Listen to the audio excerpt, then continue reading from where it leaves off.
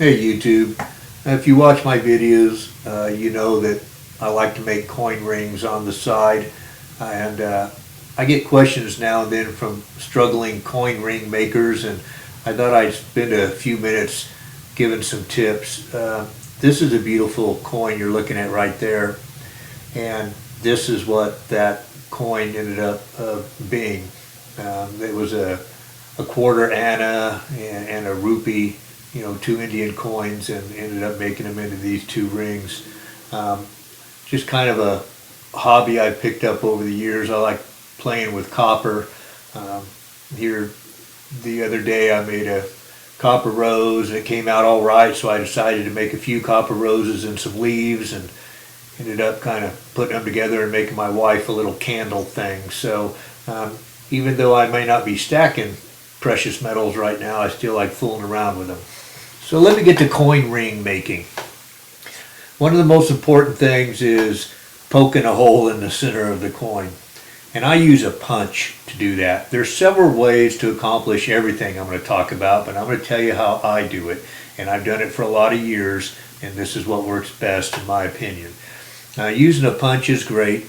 You just slide it in there and you put that punch over it and you slam it with a hammer and you poke out the center of the coin. Sounds simple enough, but it is extremely important that you get the exact center of the coin. And the best way to do that, in my opinion, is with a set of calipers, and you need to measure two things. You need to measure the punch that you're actually using. You need to know the diameter of that punch. And as you can see for this one, it's 12.6 millimeters. And then you're going to have to do some real simple math, but this is worth it, because if you don't start off with a center hole, your project's going to turn out like crap. And the other thing you need to know the diameter of is the coin that you're working with. And this coin was 30.4 millimeter. So now, armed with those two numbers, and you have to excuse my one-handed camera holding and maneuvering about here, but anyway, armed with those two numbers, you do some simple math, and all you do is you take the diameter of the punch and you subtract that from the diameter of the coin, and that gave us 17.8 in this example. Then I divided that 17.8.2, I divided the 17.8 by 2, and it gave us 8.9. That 8.9 number is really important, and you're going to want to set your caliper to 8.9. And then what you're going to do is hold the coin like this up against the edge, and then the bottom caliper, you're going to get the finest tip pin you can get, and just draw a straight line. Now normally I would be doing this while I'm holding it in my hand like I was just showing, but since I'm holding the camera, this is just for demonstration purposes. But you just make a line on the coin. And then what you're going to do is you make a line, and then you rotate the coin ever so slightly, and you make another line, and you do that all the way around. And what will happen is a cosine here, a tangent there, and hey, it makes a circle. You can see all the little lines I drew. You just move the coin a little, draw a line, move the coin a little, draw a line.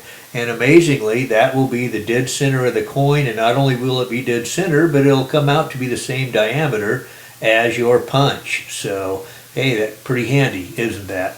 So then, all you'll need to do is put that coin in that punch mechanism and line up that circle with the circle of the punch. And so now we're out in my shop. Like I said, you can do it with a hammer, but after years of doing this, I finally went and bought a little bit of equipment. I have a press now, so instead of having to whack it with a hammer, and occasionally if you don't get it in a whack or two, the coin will move, so the press is great. So either way works, though. I've done it both, and you end up with a little silver circle that pops out. And those still little teeny silver circles are going to add up in time, so I save them. I have my little jar of silver circles, and every time I make a ring, I throw it in there, and every once in a while I'll melt it down and make something out of that silver. So anyway, don't let those little pieces go to waste. So once you have the punch through. The punch is always going to get stuck there, and then all you do is get a screwdriver and a hammer and, you know, just poke it through, which I can't do with one hand, but here we are, it's out. And there's a circle, it's perfectly centered. Here's a key point: when you get done with that, you have to file the edges, all the way around both sides of the coin. You got to file those inside edges. For those of you that have tried making coin rings and the rings split, that's why, because you get little micro tears when you punch a hole, and this helps seal those little micro tears. So you got to just quickly go around with a file and make sure you get all those little burrs off. So then all you need to do is, you have your ring mandrel, and you put your coin on the ring mandrel, and that's where you start getting your little nylon mallet, and you start pounding and bending the coin down. Of course, as you work it down, the inside diameter gets larger. But here's a trick I use to save you the first 500 whacks of the mallet. This is called a dapping block. And what you can do is you put the coin inside the dapping block. See how it's like a bowl, and then it has a little circular metal piece, and what you can do is bend the coin and start that little bowl shape, which would probably take you about 500 taps on the mallet to do, but you can do it by using a dapping block and give it a good whack. Once again, I use the press for it because it's just a little bit more controlled method, and so here we go. I'm forcing it down into that little bowl, and you pull it out, and look at that. You've already got the beginning of the coin starting to fold down into a dome shape. So that would take you a lot of little whacks of the mallet to get that far, and the beginning is the hardest part. So by doing this method, you've already got a pretty good little start there. You can see now you got a good angle to start tapping with on your mallet instead of a flat coin, which is really hard. One thing you can't do enough of is anneal the coin. These coins, they will get work hardened really quick, and they will break or tear. So all through the process, you have to get a torch and heat that coin up. I normally hold it on there till I start seeing the flame out the back of the coin will start turning a color like a blue, and you can see the coin changes colors. And then you quench it in some water, and presto changeo, now you can already handle it just instantly as soon as you quench it. But you can see now it's turned a complete different color.